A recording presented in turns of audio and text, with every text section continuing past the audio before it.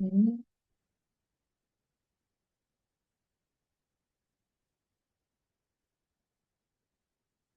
Om Shri Ganeshaya Namaha.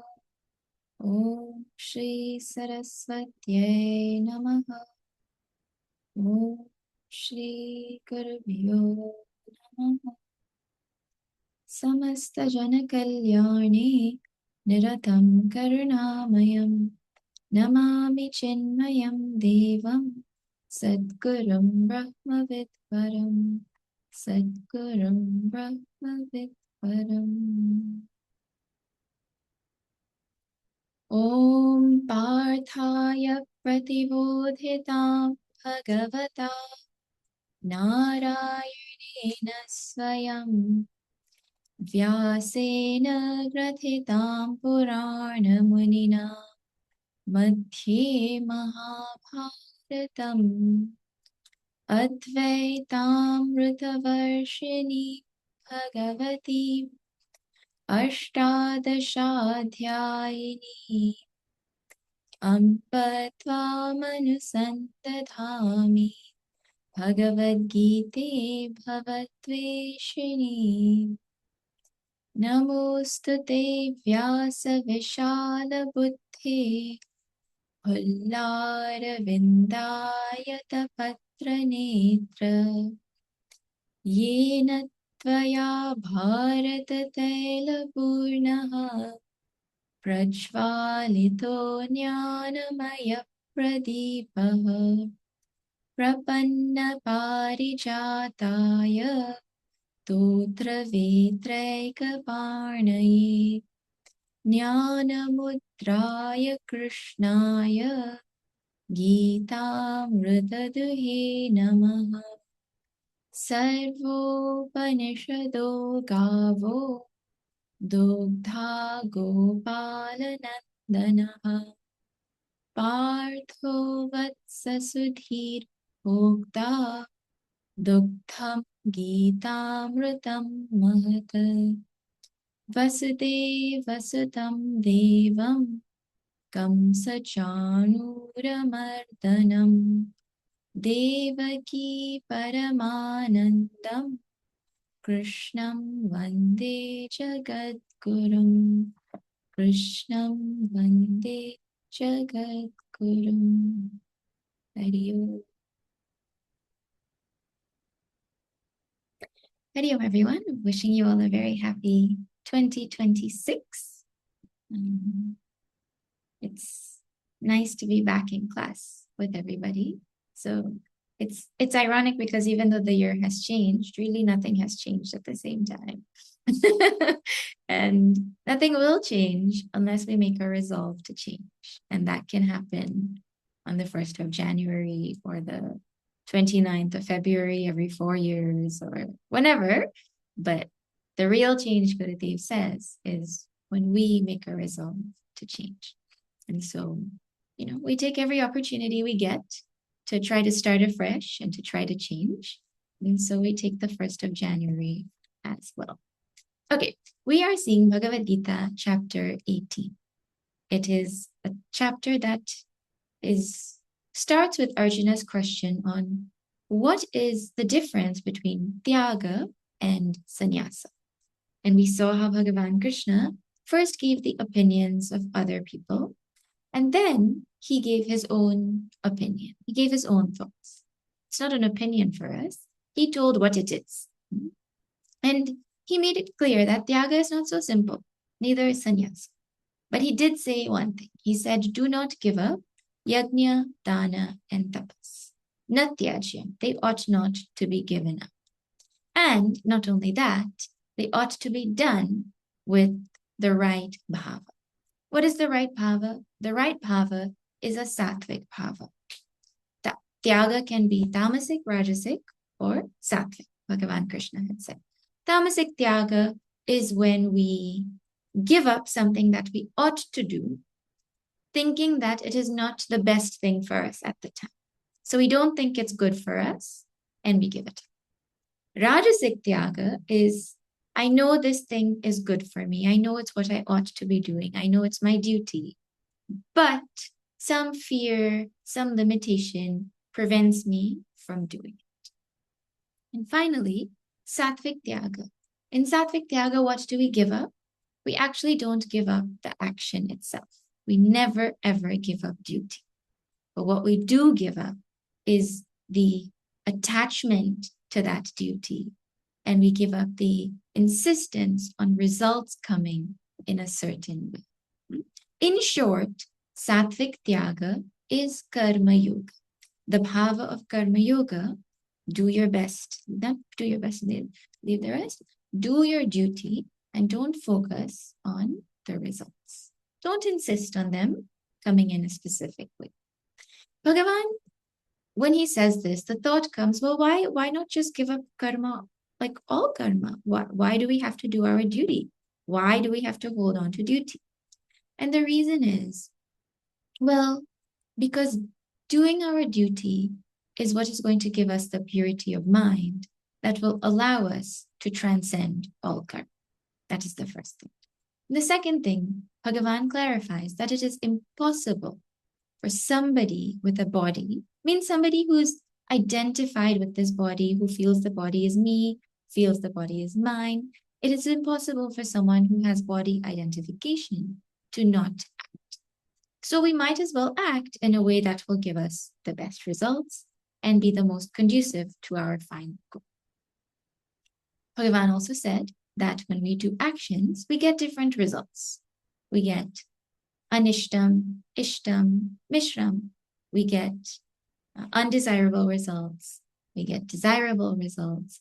And we get mixed results. 3 different types of results we could get. So, depending on if we are a tyagi, an atyagi, or a sannyasi, those results will affect us accordingly. If we are a tyagi, a non-tyagi, we're not a tyagi, then we will be insisting on specific results. And the results that will come are not going to come the way we want them. And so we will never have peace of mind.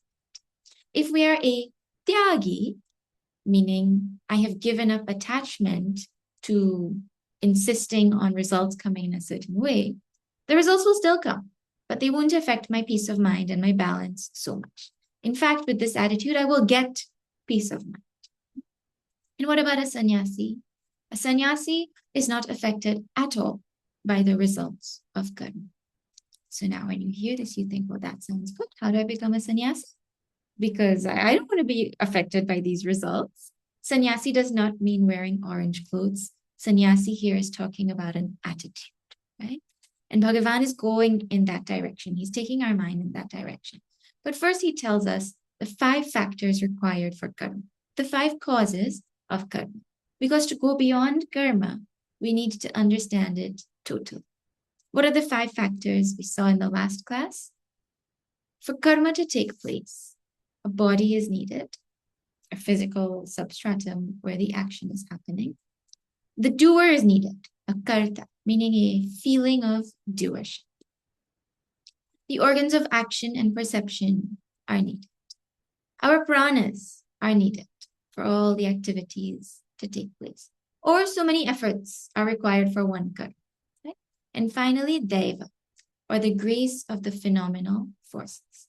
5 factors are required for karma to take place. It is because of these 5 things coming together that we have karma. Now Bhagavan gives further commentary on these 5. So let us chant verse number 15. That is where we have reached, and then we will continue. Bhagavad Gita, chapter 18, verse number 15. Shariravaṁ manobhiryat Shariravan manon bhiryat karma prarabhate naraha karma prarabhate naraha nyayam va viparitam va nyayam va viparitam va panchayate tasya hetavah. पञ्चैते तस्य हेतवः Sharira Vang Manobhihi, with our body, with our speech, and with our mind. Yat karma prarabhate naraha. Whatever karma a person does with their body, with their speech, with their mind. Nyayam va viparitam va. Whether the action is good or the opposite of good. He doesn't say bad, he says viparitam, he says opposite, right? Whether it is good or not good, whether it is moral and ethical or it is immoral, it is unethical, whether it is healthy, unhealthy, whatever the action is. Pancha ete tasya hetavaha. These five things are the cause of karma. These five things are required. Whatever karmas we do, these five are required. So now what karmas do we do with our body? Well, endless karmas. We walk and we move and we jump and we sleep. And so many things we do with our body, right? With our speech, what kind of karma do we do? We tell people mean things. We tell people nice things. We talk unnecessarily. So many things we do with our speech. What karma do we do with our mind? Do you know every single thought that we have is a karma? Meaning every active thought that we have is a karma. In waking, not in dream. So that means actually that daydreaming is a terrible karma. You think you're doing nothing, but actually what we're doing is we're allowing our mind to run away. We're allowing our mind to not be in the present. We're allowing our mind to not be aware. We're allowing our mind to not do what it is supposed to be doing. And when I think negative thoughts about somebody, that is a karma, right? And then you wonder why people think bad things about you. We do that all the time. But we're doing karma by thinking anything negative, right? Now, if I think something negative about somebody, and karma, what goes around comes around, right? So someone will think negative about me. And thoughts don't remain as thoughts. They turn into speech and they turn into actions, right? So every thought is an action as well. Every active thought. Bhagavan, no. In society, they have this saying, watch your thoughts, they become your actions. Well, Bhagavan is saying, your thoughts are your actions, right? It doesn't have to become manifest in any other way for it to be an action, right? But anyways, Bhagavan is saying this because he's leading up to something really big. He's helping us to think about the journey from Tyaga to sannyas. So now see the list that he gave. Body, karta, means the doer or the feeling of doership. The pranas, the deva or the grace that is required. And what was the fifth one? All our instruments of action, right? Which of these are you? Which of these are me? Am I the body? Am I my organs of perception and my organs of action? Am I the feeling of doership? Am I the ego that's saying, I did it, I did it? Am I the pranas? Am I Deva? I'm definitely not Deva. At least that one I can rule out. But which of these am I? Actually, if you give thought to it, these four are as telling what our five koshas are. You know the five koshas? If you've studied Vedanta, any introductory text also in Self-Unfoldment, Gurudev presents what the five koshas are. We have an Annamaya kosha, a physical body. We have a Pranamaya kosha, the layer of our personality, that is our energy sheath. We have a Manomaya kosha, the mind, which is made of thoughts and our actions, our organs of action.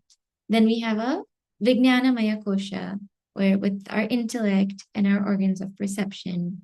And all of them are backed by the Anandamaya kosha, or the bliss sheath. These things Bhagavan lists are nothing but our koshas. And there's a principle in Vedanta that says, Madhiyatvena Atma na bhavati.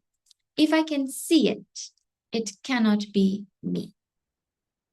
If I can see my hand, it cannot be me.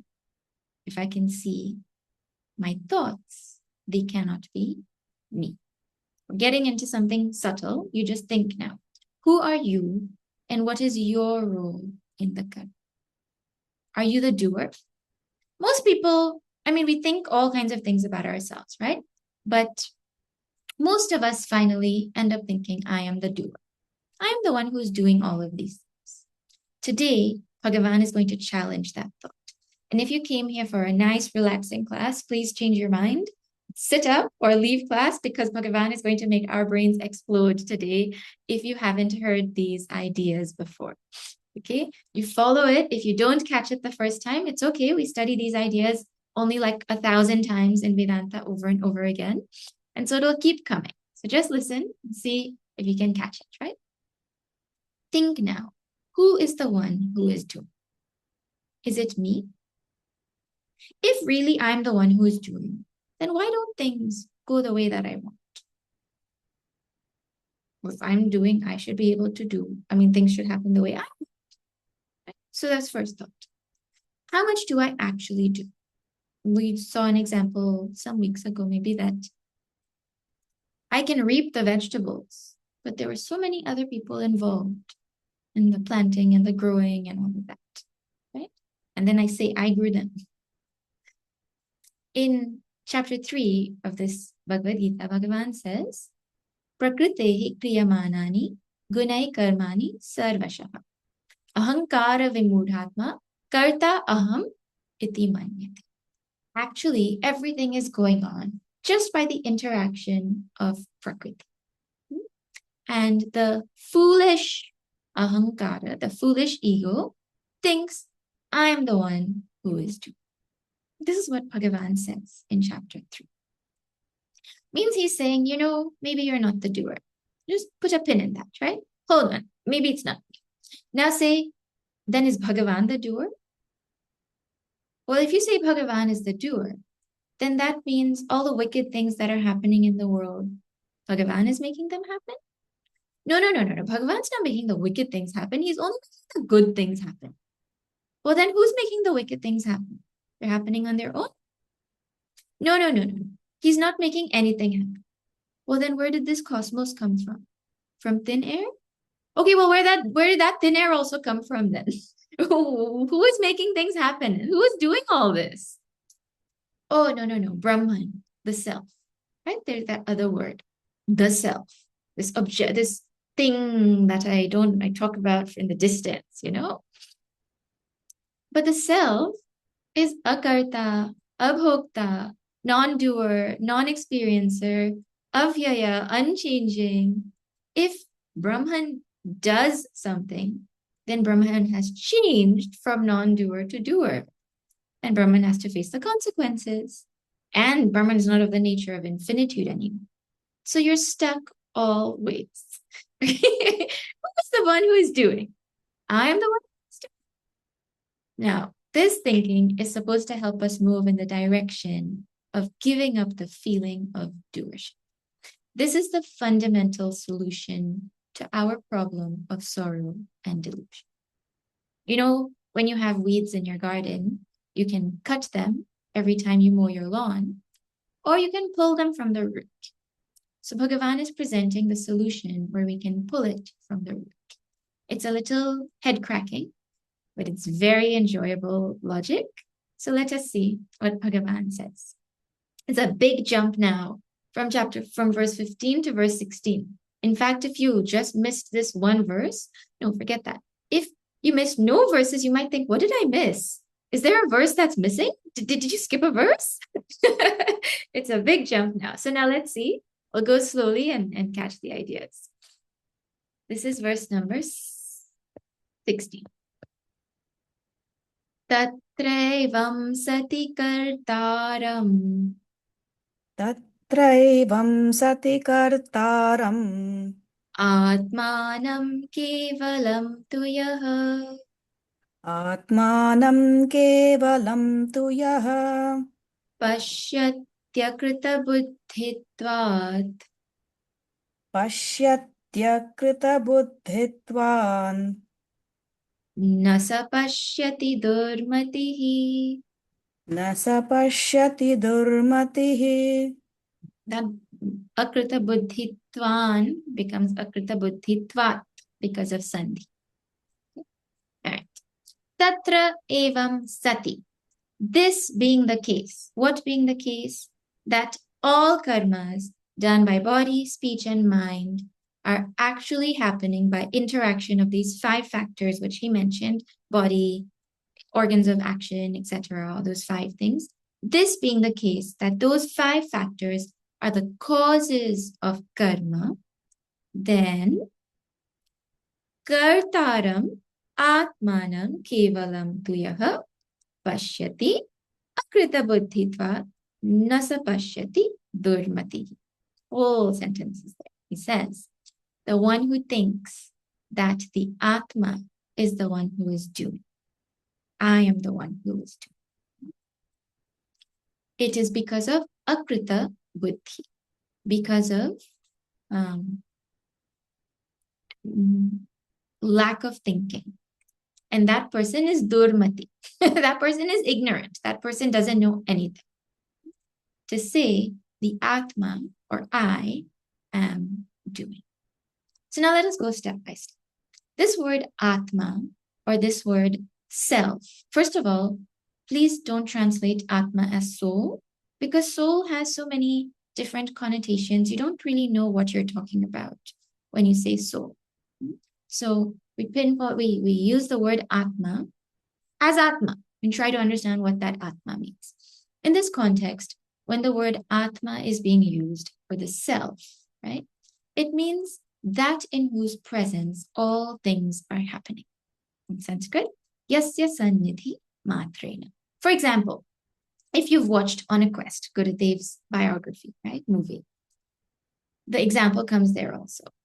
If you put petrol in the car, gas in the car, and I mean, you need gas in the car for the car to move, right? And then the car goes and gets into an accident. Can you blame the gas for the accident? Is the gas the one that did the accident? No. But could the accident have happened without the gas? No. Okay. Electricity. Imagine you have this big, elaborate setup. You're trying to get power outside the ashram, and there's no electric plugs there. And so you take extension cord and you connect it to another extension cord and you connect it to another extension cord and you connect it to a power bar and you make all of this huge, big, long change. And then you go over there to turn on something like a cotton candy machine for a picnic, right? And you plug it in and it is not coming on. And then you realize one of the power bars in that long chain is just not switched on. So you spend so much time figuring out why it's not working, but it's just a little switch, right? Anyways, did the electricity make the cotton candy? Well, the cotton candy machine made the cotton candy. If electricity made cotton candy, then every time you opened your fridge, you would get cotton candy. Or if you turned on your fan, you would get cotton candy. Electricity doesn't make cotton candy, right? But cotton candy cannot be made without electricity. Does the electricity get sticky as a result of the cotton candy? No, it remains untouched. Okay, last example, the sun. When the sun rises in the morning, right? And the flowers open and the birds chirp and people wake up. Is the sun saying, hello, hello, good morning, I have come, wake up, I'm bored, give me company, do something, make noise? No. Does he say, oh, old people, I'm going to wake you up, and teenagers, I'm going to let you sleep, you don't be affected by me?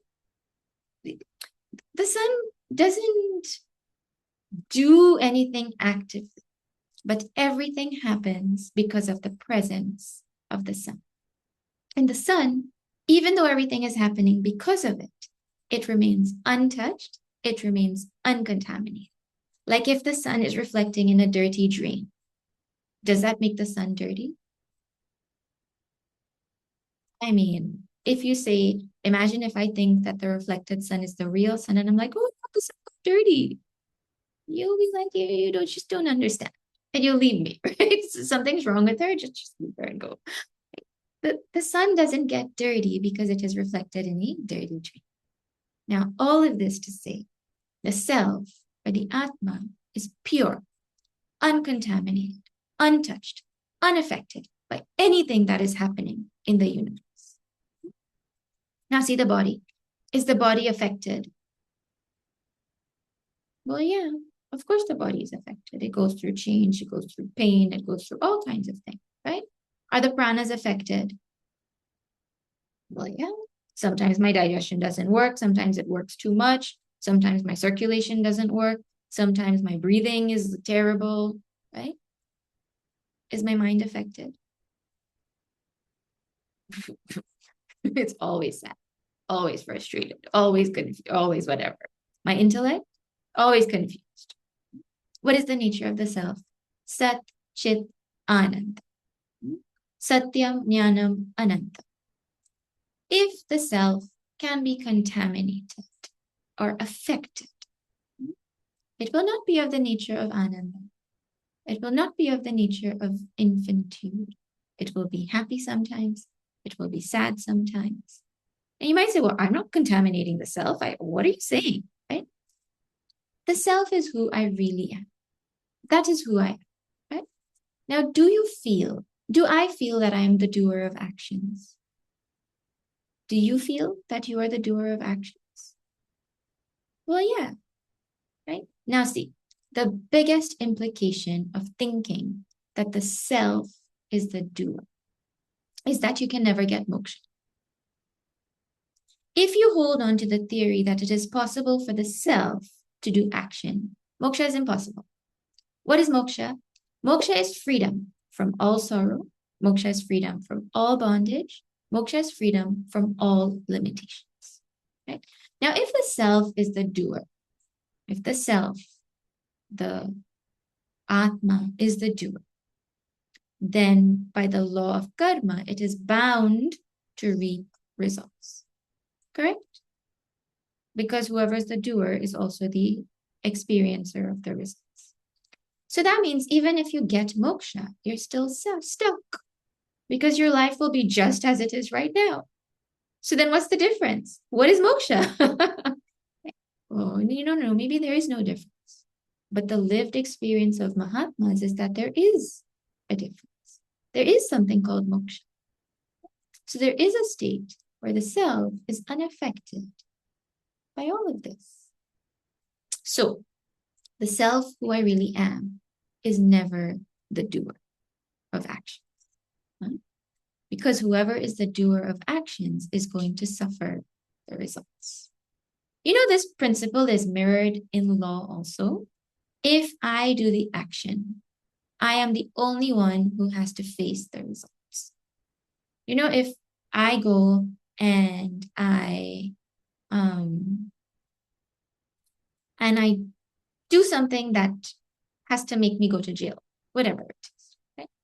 Can I go there and say, Mr. Judge, I have too many things to do, but I have this person here who doesn't do anything in life. They just sit and do nothing all day, and they're very happy to go to jail on my behalf. You please put them in and they will serve my sentence. It doesn't matter if that person is my parent or my sibling or my friend or someone I don't know. I am the one who has to go and face the results of my own action, right? And so this is a principle that's followed in law. It's very clearly held in Shastra also. So all of this to say, the self is me. If I am karta, if I am doer, then I am bhokta, I am enjoying, right? If the self is karta, the self is bhokta. That means the self is contaminated. That means the self is affected. That means that the self is going to go through joy and go through sorrow. That is like saying electricity is affected by stickiness. That is like saying petrol causes accidents, caused the accident. That is like saying the sun chose to open the flower. And because of that action, now it has to face the consequences. That makes sense? You see how Vedanta is saying that the self cannot be the doer? Now, you might say, yes, I understand that the self is not the doer, but we somehow don't make a connection and say, me equals self. The self is this thing that is somewhere else that's not doing anything. I'm doing action. Right? Bhagavan is saying, no, we bring the two together. That's where we're getting, right? So now he says, Yaha, that person who kartaram atmanam kevalam pashyati, the person who sees or thinks that the Atma is the doer, nasa pashyati, durmati. That person is ignorant. He doesn't really see things as they really are. Why? Akrita buddhitva. Because his intellect has not been purified, has not been refined, has not been enlightened. The self that is pure, he sees as the doer. That is what we see, right? See, actually, what we think I am a body with the Atma inside. And people have this imagination that there's a little, like a flame inside you. And then, like they say, when somebody dies, they imagine that the little flame inside leaves and goes to some other place. You know what I'm talking about? So we think that there's a little flame inside called the Atma or the soul or whatever. There's a thing, a glowing thing inside me, right? And I am this body.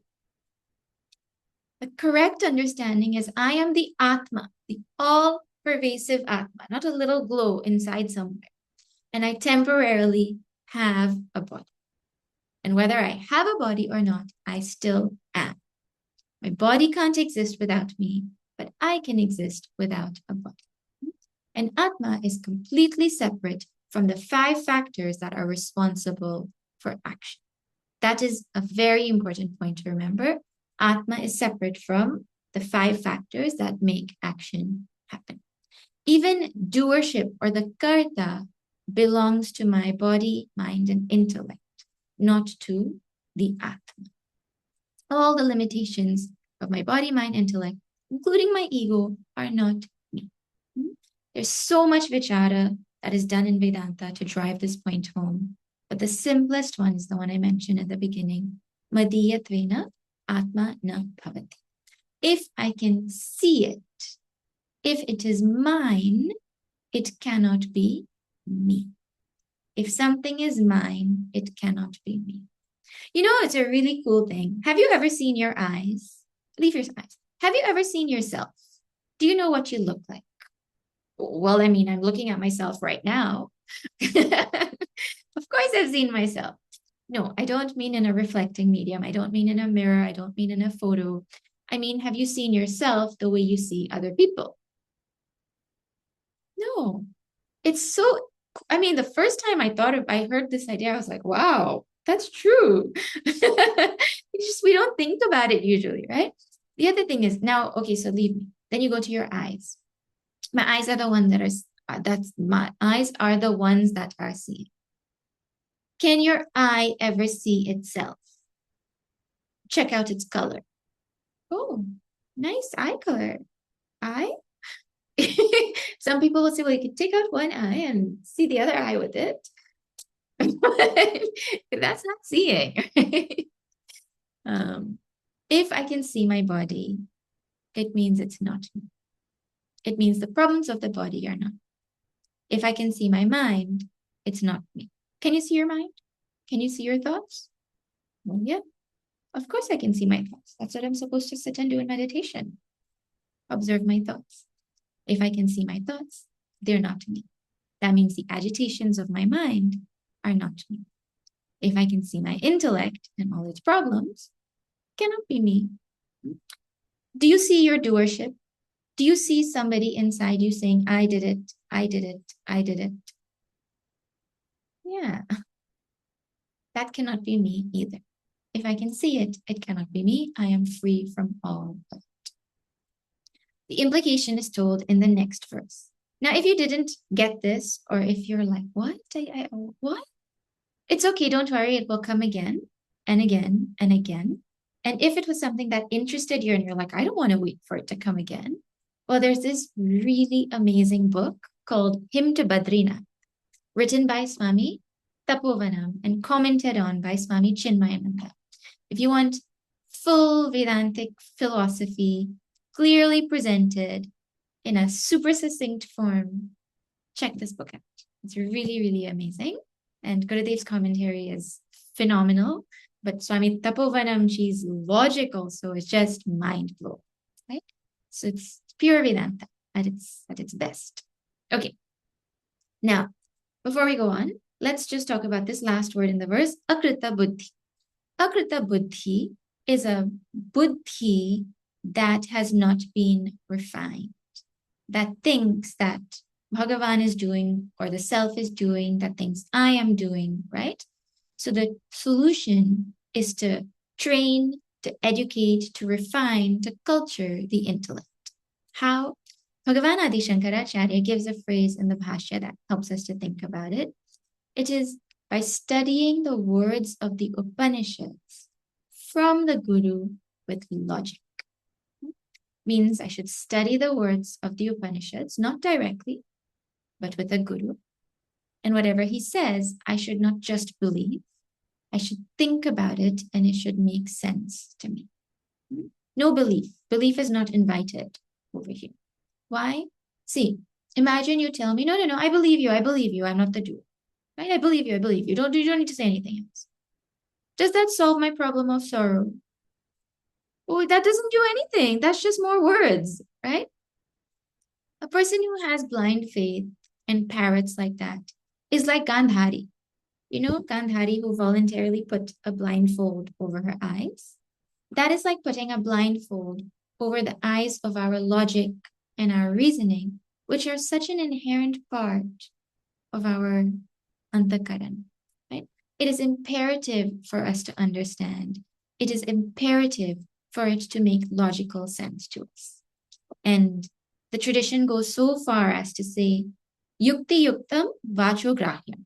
That which is, that makes sense, the words that make sense, you hold on to them, right? You take them. Even if there's baladapi, shukadapi, even if they're spoken by a child or a parrot, right? If something is logical, well, you listen to it. You hold on to it, right? No matter who says it. Yuktihinam vachastyajyam. If that thing is devoid of logic, it doesn't make sense, you cast it out, you give it up, right? Vridhadapi, shukadapi. Even if it is told by an older person or by Shukadevji himself, it means it doesn't matter who is saying it. If it makes sense, you hold it. If it doesn't make sense, you cast it out. Gurudev used to say this in a humorous way. He used to say, the longer the beard, he used to stroke his beard. See, the longer the beard, the greater the suspicion. Don't believe it just because the Swami said it like that, right? See, a child whose intellect has not yet been developed, they need blind belief, right? Mom says, don't touch the fire. It'll hurt you. But they have to believe it, right? But at a certain point, when the intellect has developed, blind belief is not enough. It is the same for us. If our buddhi is akrita, unrefined, Bhagavan Adi Shankaracharya says, asamskrita. It is uncultured, right?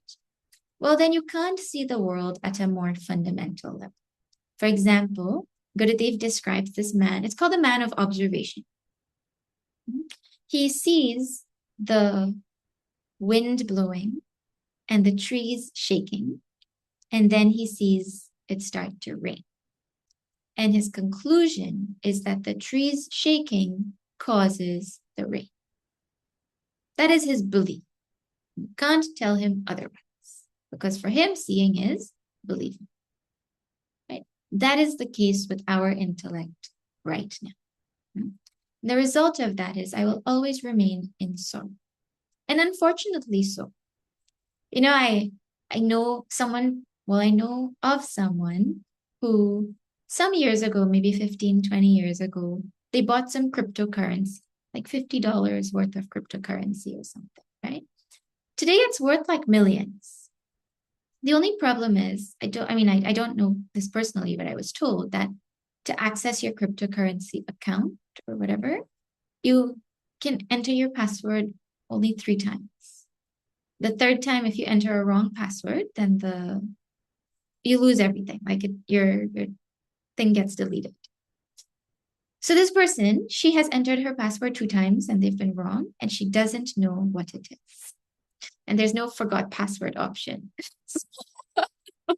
She has millions, but they are of absolutely no use to her because she doesn't have the password. We are of the nature of bliss, but that is of absolutely no use to us because it is not our experience. What is the use of being of the nature of bliss? The only difference in these two examples is that she may never find the password, but the password for us is given by Shastra. Study the words of the Guru, follow the sadhanas, and this will be your lived experience. That's the difference. Okay, so samskarize the intellect. Someone who doesn't have samskara is called durmati. Someone who has contempt and perverseness, opposes everything they hear, and is easily corruptible. That is what. They don't see properly. The bhashya for this section, the commentary given, is really interesting. Bhagavan Adi Shankaracharya describes someone who doesn't see properly, and he gives 3 examples. The first example is like someone has a cataract, and so instead of seeing one moon, they see 2. It means they have some kind of eye disease that makes them see multiple. I don't know if cataract does that, but there's some disease that makes you see like things duplicate, right? And so he looks up in the sky and he sees 2 moons. Are there actually 2 moons? No. The self, which is one, we see as dual, plenty, like that. Or the other example is the clouds are moving, and then I think the moon is moving. I don't know if you've had this experience as a child, but I remember sitting in the car and the car is moving and we're driving, and I think that the moon is following us. And I'm like, oh my God, the moon's with us. I literally said those words as a child, right? Is the moon moving? Well, it's my movement and the cloud's movement that makes me feel like the moon is moving, right? So I superimpose the movement of the clouds on the moon. In the exact same way, I superimpose the doership of the body, mind, and intellect on the self. And I say the self is doing, or I am doing. And finally, this last example, we've experienced it. He gives it in with different language, but have you ever parked in a parking lot and then stopped your car, and then another car next to you has started to move at that exact same moment, and you feel like, what did I do? Why is my car moving? And you get scared? Well, it has happened to me. I'm already a very nervous driver, right? So it's very startling. But something that is not moving, you superimpose movement to it because of something else that is moving. That is exactly what we have done to the self, which is non-doer.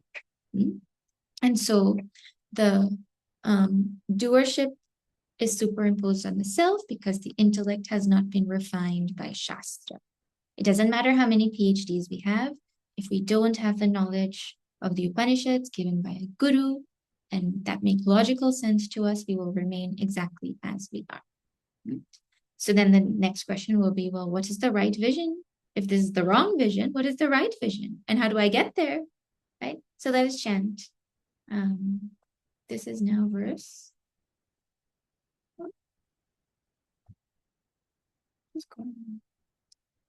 Verse number 17.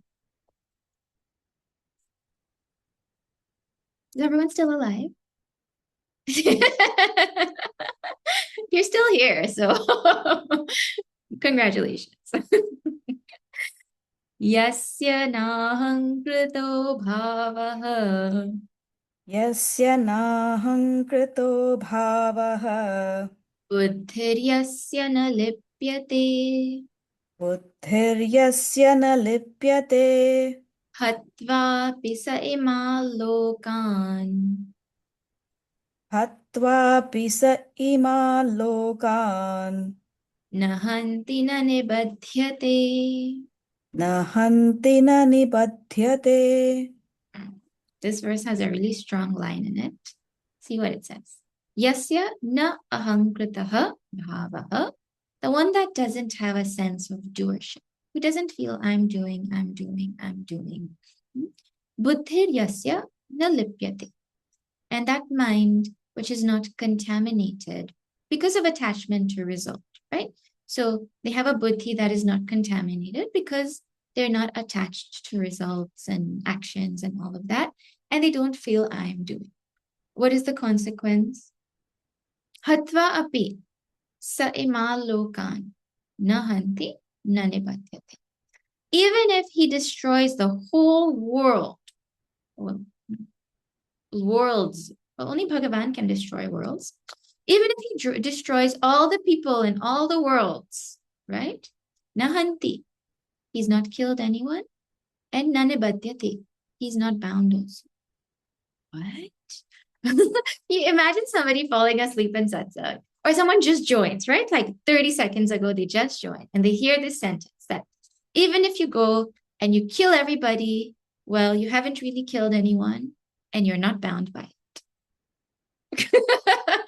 Go and you tell Bhagavad Gita says, kill anybody and you won't face any punishment.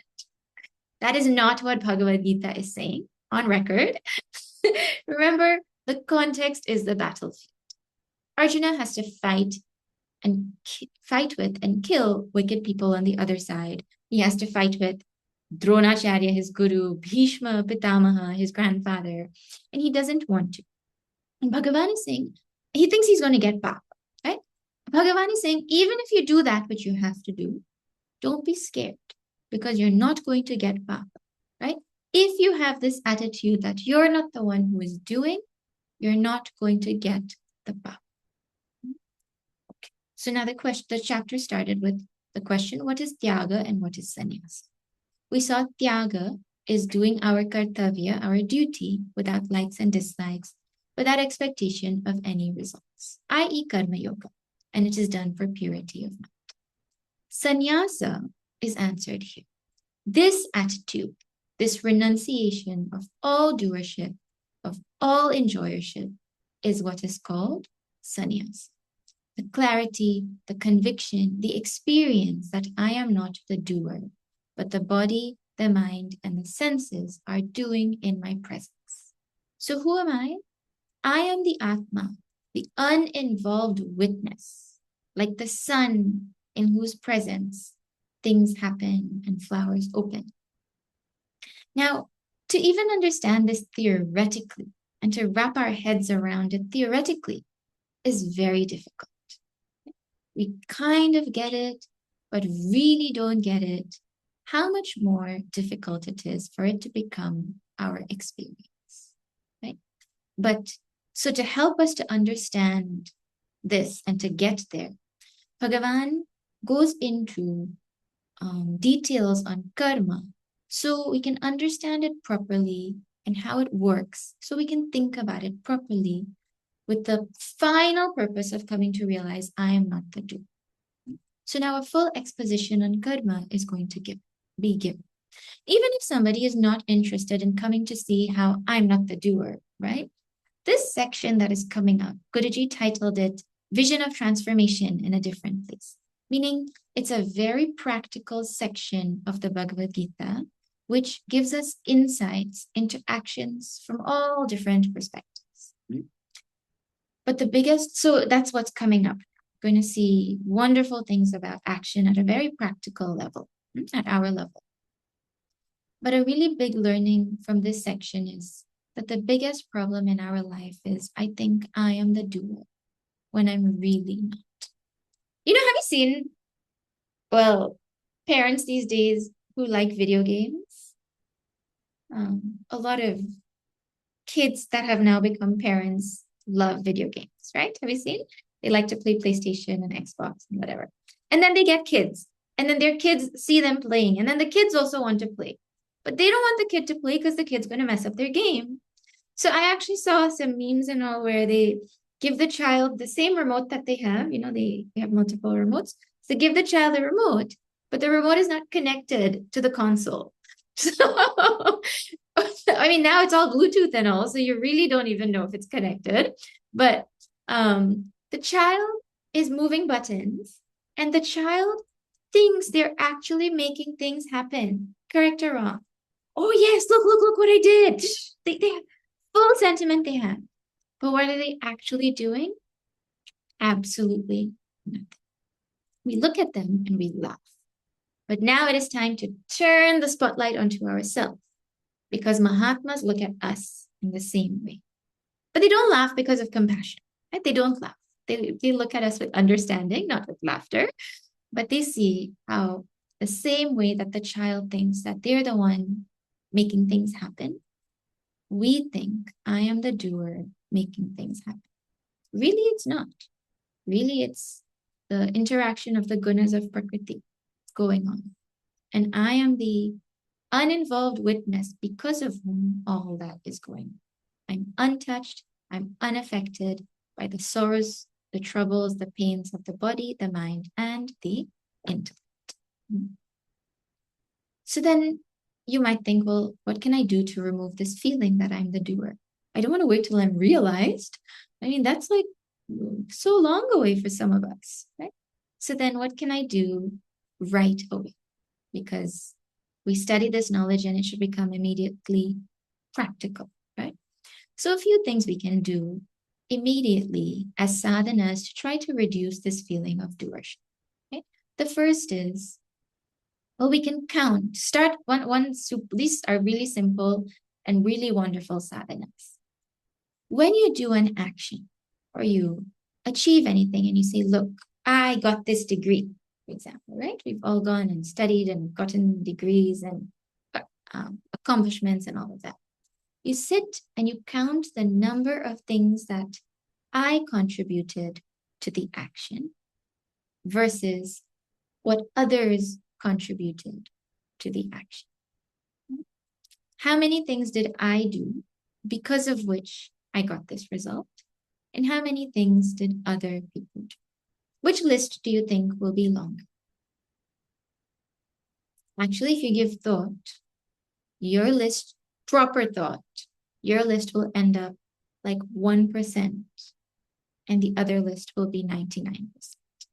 But we have to train our mind to get there. At least it should start with 50-50, and then it should evolve and start to grow and become a more realistic vision in life, right? So that's the first thing we do. We sit and we think about all the things because of which I accomplished what I said I did. And the more you think, well, eventually you realize I can't even put these things on the side that I thought I could. Yeah, so that's one big thing to think about. You know, when we were coming to the Vedanta course and we had emailed Guruji for permission, his response was he sent his respects and regards to our parents as a result of us wanting to come to the course. Meaning that us wanting to come to the course wasn't because of our own selves, but because of the samskaras that were given to us as we grew up. Right? So really, who does the praise belong to? Or whatever. Who really has the credit of the decision? Well, I didn't put the samskaras in myself. Like that. So as you start to think, I only gave that example for to think along. Well, there's no end to the thinking, right? Okay. The second thing we can think about is, if I wasn't here, would this thing not have got done? We usually think I'm indispensable. But the reality of the situation is I'm absolutely not. I'm absolutely dispensable. In fact, if I wasn't here, Swamiji says this over and over again, if I wasn't here, it might have been done better. It would have been done better. Bhagavan has infinite ways to get things done. Bhagavan can take a blade of grass, and break it and throw it behind Jayant, and it can turn into Brahmastra, the biggest, baddest astra in the universe. And I think I am needed to get this little thing done. Bhagavan, what? No. So remembering that I am not indispensable, that I have an opportunity to do this work. And by doing it, it does some, I can, if I do it in the right way, I'll do something to my mind. But really, I am not indispensable at all, at all, at all. Mhm. And then, I mean, if you're a bhakta, well, you can think Bhagavan is responsible for everything. I'm just an instrument. He said, Nimitta matram bhava. No, to Arjun. You become an instrument. Not that Bhagavan is a doer, but that eventually from that vision, we come to realize that everything is just happening. Everything is just happening. So if you want to think philosophically, you can also think about how everything in the dream is just happening. But the people in the dream feel they're making things happen. The me in the dream, am I making anything happen? Why will I fail my test if I'm making things happen in my dream? So, really speaking, things are just happening. And a sannyasi is one who realizes that things are just happening. They're not the ones who are making things happen. To get to that, don't worry, we have the whole chapter still to think about karma and to think about all kinds of things are coming up. Very, very, very beautiful things that will transform our vision at the practical and at the fundamental level. Okay? So I'll pause here. I think this is enough content to think about. We'll pause here. You'll give thought to it, and then we'll continue. Not next week. Next week is, well, I can't have class next week, so it'll be the following week, the 17th. We'll continue. Okay. Would you all like to meet for discussion? Yes? Okay. Okay. So we'll have discussion next week, as long as one of our facilitators can start the meeting, and right, optional discussion for whoever would like to join. And I'll send some questions, see what you all come up. I'll do closing prayer, and then I'll open up for any questions that, or anything anyone wants to share. Om Purnamada Purnamidam Purnat Purnamudachyate Purnasya Purnamadaya Purnameva Vashishyate. Om Shanti Shanti Shanti. Hari Om Shri Gurubhyo Namaha. Hari Om Shri Sadgurunath Maharaj Ki Jai.